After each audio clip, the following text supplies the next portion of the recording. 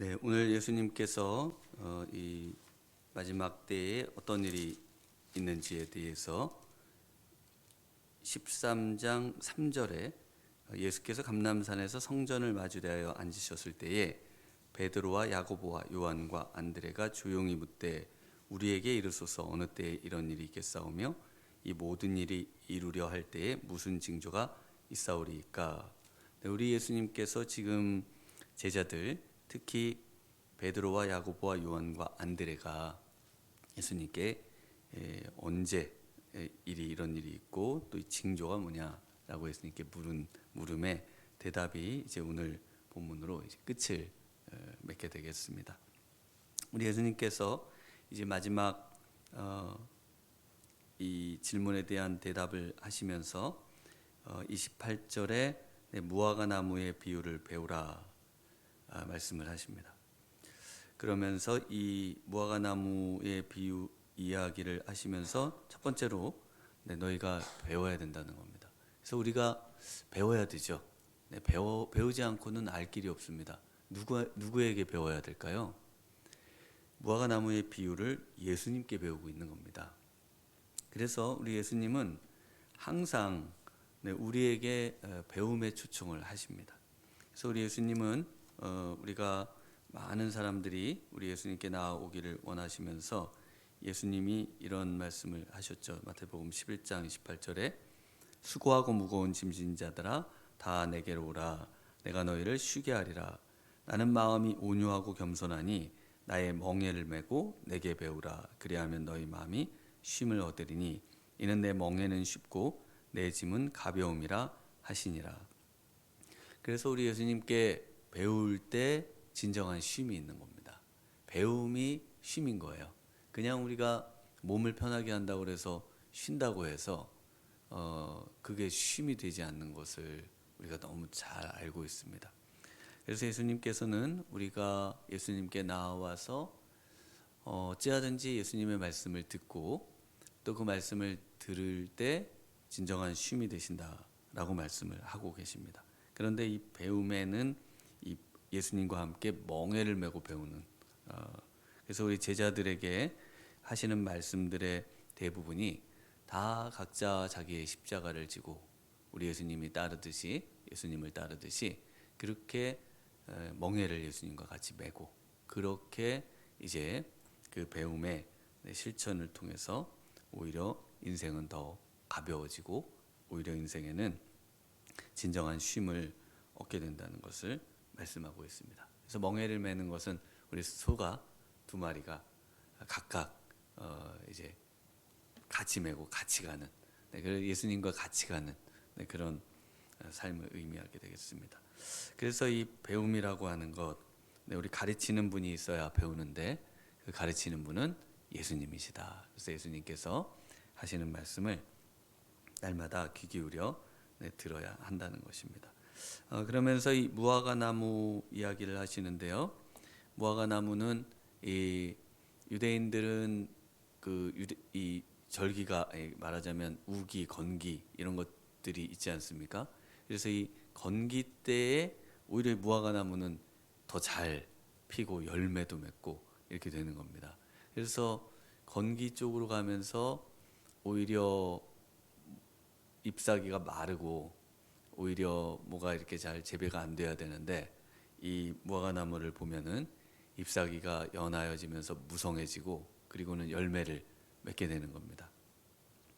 그래서 이 무화과 나무가 뭔가 일어나는 이 일들이 있으면서 여름이 오는 줄로 안다는 거죠. 이 여름이라는 말이 이제 유대인들이 쓰는 이 당시에 이 히브리어로는 끝이라는 단어하고 같습니다. 카이츠, 캐츠 이게 이제 그 언어적으로 여름과 또 이 끝 우리 예수님이 말씀하시는 본인이 이 땅에 다시 오시는 그때 그래서 그때 때가 이제 가까워오는 어떤 비유의 내용으로 이 무화과 나무를 지금 보면서 누구나 다 아는 무화과 나무를 가지고서 이야기를 하고 계신 겁니다. 그래서 그 무화과 나무에 대해서 뭘 배웁니까? 우리 29절을 한번 같이 읽어보겠습니다. 이와 같이 너희가 이런 일이 일어나는 것을 보거든 인자가 가까이 곧 문 앞에 이른 줄 알라. 네, 그래서 이와 같이 너희가 이런 일이 일어나는 것을 보거든, 이런 일이 일어나는 것을 봐야 한다는 겁니다. 이런 일이 일어나는 것을 무화과 나무가 잎사귀를 내는 것을 보면서 알잖아요. 마찬가지로 이런 일이 일어나는 것을 깨달아가면서 알아가면서 보아가면서 그러면서 예수님이 이제 곧 오신다고 하는 것을 보다 더 생생하게 알아가고 그것을 배워가야 한다는 겁니다. 여기서 이런 일들인데요. 이런 일들이 뭡니까? 이런 일들로 예수님이 소개하고 있는 내용이 바로 앞에 저희가 어제 배웠던 5가지입니다. 5가지 그 내용이 첫 번째는 뭐였습니까? 네, 또 뭐였냐고 여쭤보니까 기억하시기 좀 어려우실 거라 생각하고 다시 한번 말씀을 드려볼게요. 사실은 이 내용이 굉장히 많이 반복됩니다. 그래서 이 예수님이 하신 말씀을 하시면서 굉장히 우리가 그것을 깊이 알고 깨닫기를 또 원하시는데, 첫 번째는 이 적그리스도의 출현, 그리고 이제 배교가 같이 따라갑니다. 그래서 적그리스도의 출현이 우리 본문에 소개되고 있는데요. 그래서 멸망에 가증한 것이 서질 못할 곳에 서는 때, 그때에 이제 불법의 사람, 사망의 그또 대적하는 자가 이제 서게 되는 그때, 그때에 바로 이 멸망의 아들이죠. 멸망의 아들이 나타나는 그때, 바로 이 적그리스도의 출현을 성경에서는 계속해서 이야기를 하고 있다. 그래서 그리스도가 여기 있다 저기 있다. 특히 뭐 이단들이 이렇게 나타나는 것은 예수님의 말씀에 비추어 보면 너무나 당연하고, 그 말씀대로 많은 거짓 선지자들과 거짓 그리스도들이 나타나서 자기를 그리스도라고 하는 그런 때가 이제 점점 다가온다는 것이죠. 더 많아진다는 겁니다. 그래서 할 수만 있으면은 우리 택하신 자들도 미혹하는 그런 때가 온다는 것입니다. 그리고 두 번째는 환난의 때가 온다는 겁니다. 그런 환난이 우리에게 닥치지 않기를, 또 그런 일이 너무나 힘든 시기가 되지 않기를 우리가 날마다 기도하면서 이런 때를 준비해야 된다, 이렇게 또 말씀을 하십니다. 그리고 세 번째는요. 세 번째는 그 표적과 기사. 그리고 이런 표적과 기사는 전쟁과 기근, 또 여러 지진, 자연재해나 자연의 기상이변 같은 겁니다. 작년의 기상이변을 보니까 모로코의 온도가 50도, 사람의 사는 그 곳에 온도가 50도까지 오른 기상이변도 있었고요. 또 작년에 또 지진의 그 어디입니까? 안타키아, 그 튀르키예 안타키아 지역에서 지진이 나서 처음에 그 사망자가 뭐 최소 뭐 몇천 명으로 보고되다가 해서 5만 명이 넘는 이제 사망자가 나고, 그리고 이재민이 60 몇만 명이 또 생기고, 그래서 그 지진들이 거기에만 나는 게 아니라 이제 뭐 곳곳에서, 최근에는 또 어디에 또 화산이 지금 뭐 폭발을 해서, 그래서 우리하고는 조금 거리가 있기는 합니다만은, 그러나 어쨌든 지금 그런 일들이 우리 지구촌에 너무나 많이 일어나고 있고요. 전쟁이 또 역시 뭐 금방 끝날 줄 알았으나 오히려 전쟁의 소문이 더해지고, 우리가 알지 못하는 전쟁들이 세계 곳곳에서 일어나고 있고 또 준비되고 있고, 사실 그 준비되고 있지 않습니까? 그래서 언제 이런 일이 또 일어나게 될지 너무나 끔찍한데, 그래서 이런 일들이 있다고 또 말씀하십니다. 그리고 이제 또 역시 네 번째는 이방인들, 땅 끝까지 이제 복음이 증거되는 이방인들의 그 선교의 시대가 오고요. 또 마지막으로는 또 땅끝 선교로서 이스라엘의 회심. 그래서 유대인들이 돌아오는 겁니다. 그래서 늘 관심이 이스라엘에 있어요. 제가 왜냐하면 이스라엘에 뭐 가고 싶어 하거나 그런 건 아니고 거기에 그 집단적인 어떤 그 부흥의 세기를 맞는 그러면 예수님이 더 가까이 오는 거잖아요. 지금도 생각하실 때는 이런 이슬람권이라든지 뭐 굉장히 기독교에 적대적이잖아요. 예수 믿으면 이 사회적으로 처벌하거나 보호해주지 않는 그런 분위기인데 기독교인이 그럼 줄어야 되죠. 유대인들 속에도 기독교인이 줄어야 되잖아요. 근데 기독교인이 늡니다. 기독교인이 예수님을 꿈에서 뵀어요. 그러면서 나온 사람들도 있고 그런 일들이 지금도 우리가 생각할 때 기적 또 예수님을 믿고 또 구주로 고백하는 어떻게 그런 일이 있을까? 근데 그런 일이 그런 지역들에서 있고 선교사님께 자기들이 자기 발로 찾아와서 이렇게 지난번에 우리 말씀 전해주셨던 김정민 목사님이 그 이란에서 또 그런 사역들을 하시다가 오셔서 지금 목회를 잘 하고 계시죠. 그래서 이렇게 5가지가 이런 일들이 일어나는 것을 봐야 한다는 겁니다. 그래서 적그리스도의 출현, 환난, 그리고 표적과 기사, 그 다음에 이방인들의 선교, 그 다음에 이스라엘의 선교. 이렇게 생각을 하시면 되겠습니다.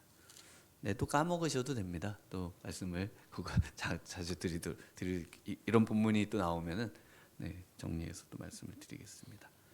그래서 이런 때에 그것들을 배워야 되고요.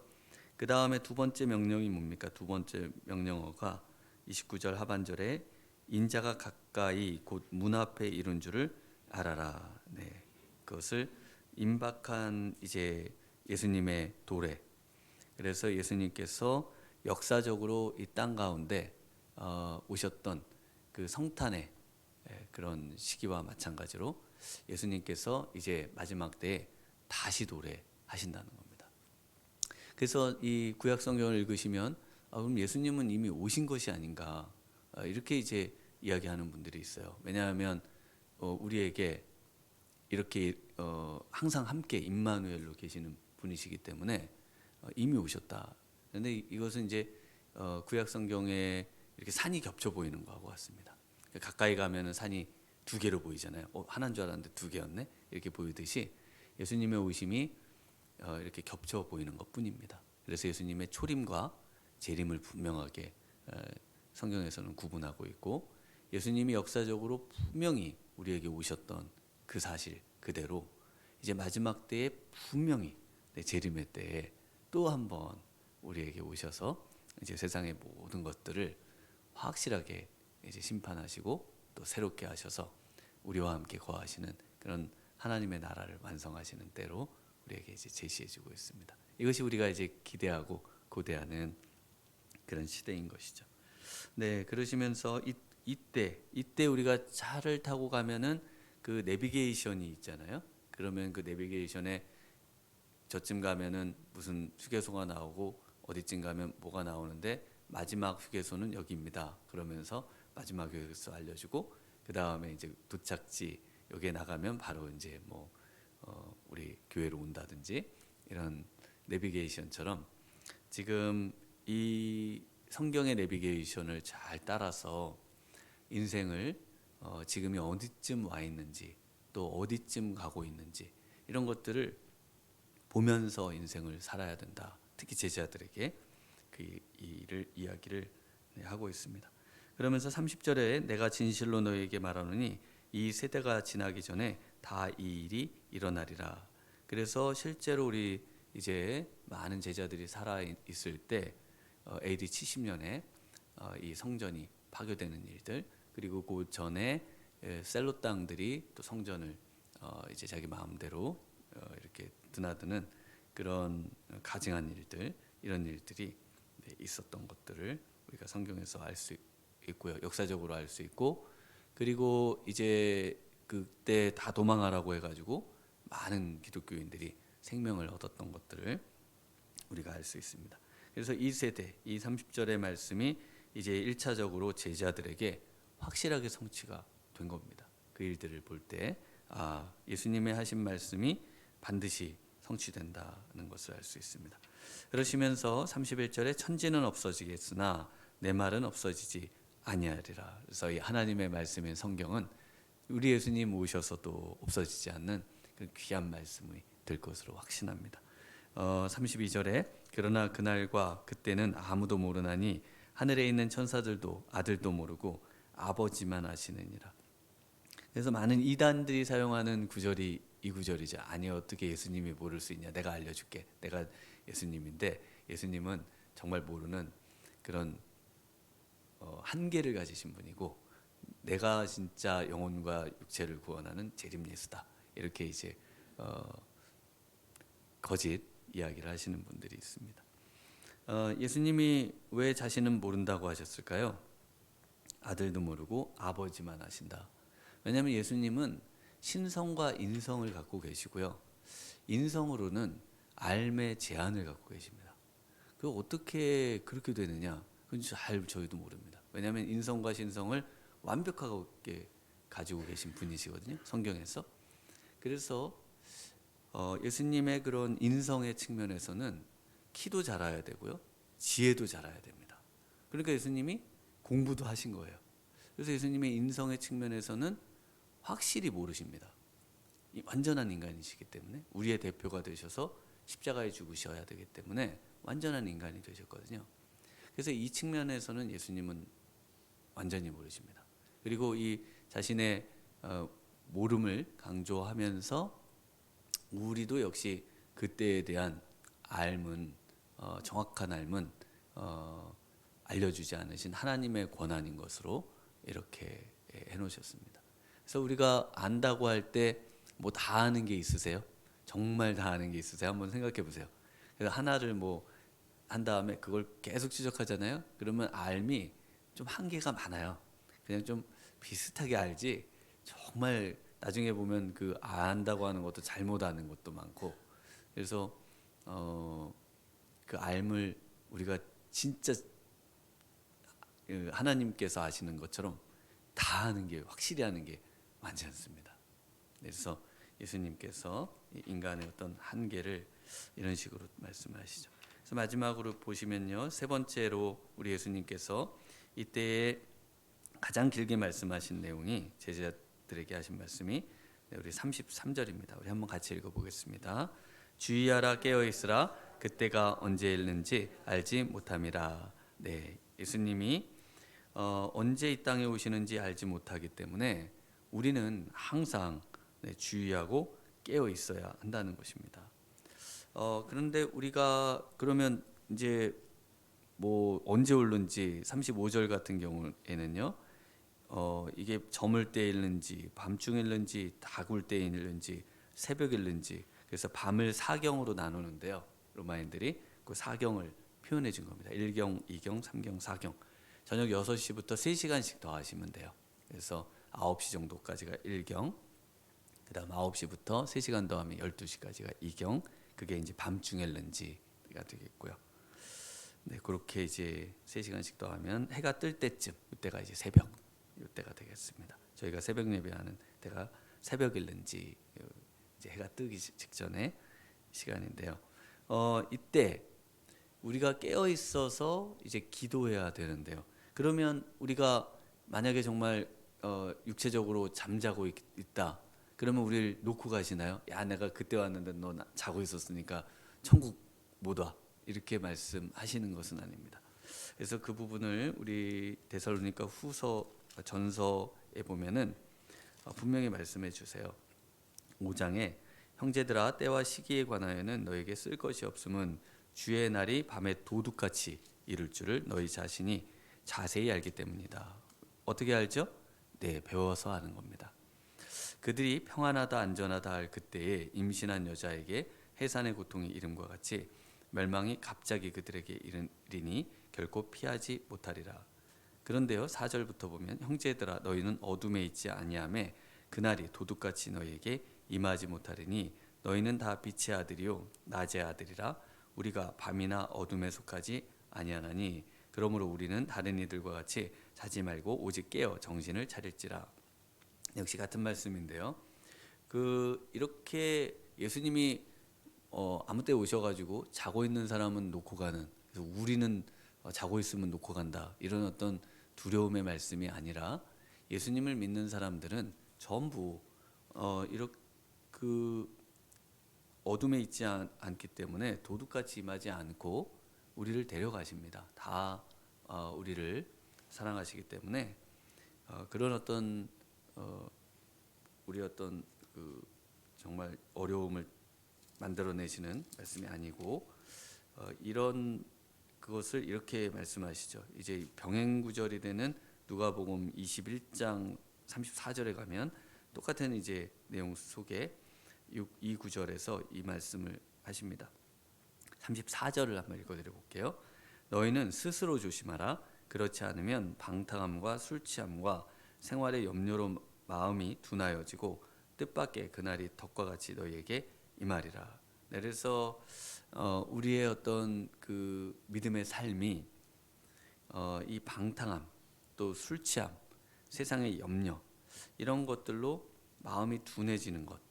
그래서 예수님과의 깊이 교제하고 예수님께 깊이 기도로 나아가고 또 예수님 앞에 기도하여 그 날의 옴을 소망하고 하는 그런 삶에서 멀어지는 거. 그러니까 뭘 하면서 사는지 정말 정신없이 살다가 돌아보면 또 1년이 지나고 또 돌아보면 1년이 지나서 아니 도대체 내가 뭘 하면서 살고 있나, 이런 상태에 빠지지 않도록 날마다 깨어서 기도하고 정말 주님께 나아오는 삶, 이 삶을 의미하는 것입니다. 우리 믿음의 어떤 삶이라 할지라도 우리가 순간 세상의 어떤 일들에 너무나 우리의 마음을 빼앗긴 나머지 이와 같은 삶을 살 수 있음을 우리 예수님께서 이미 아시고 또 지적해 주고 계신 것이죠. 네, 그래서 37절에 깨어 있으라 내가 너희에게 하는 이 말은 모든 사람에게 하는 말이니라 하시니라. 그래서 제자들에게만 하신 말씀이 아니라 지금 제자들에게 하신 이 말씀을 이제 모든 사람도 다 알도록 너희들이 가르쳐야 한다, 이렇게 말씀하시면서 이 말씀을 맺어주고 계십니다.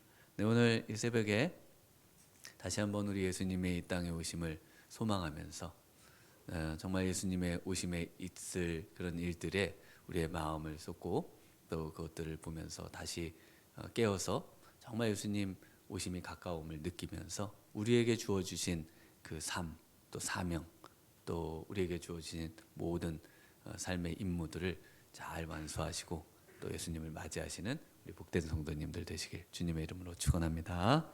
기도하시겠습니다. 하나님 아버지 감사합니다. 오늘 이 아침에 또 우리 예수님의 말씀을 듣습니다. 우리 좋으신 예수님, 정말 우리의 무지에서 우리를 깨우쳐 주시고 무엇보다 우리가 정말 하나님이 아니고 인간임을 인정하면서 날마다 우리 예수님의 가르침에 귀 기울이고 또 그 생명의 말씀이요, 또 영원한 말씀이요, 또 우리를 살리는 말씀인 그 말씀에 의지해서 또 오늘 하루도 승리하는 저희들 되도록 주님 함께해 주시기 원하옵고, 무엇보다 우리의 마음이 날마다 깨어 하늘을 의식하고 우리 예수님을 생각하며 우리 주님과 깊이 교제하는 복된 하루 되도록 오늘 하루도 지켜주실 줄 믿사옵고 예수님 이름으로 기도하옵나이다. 아멘.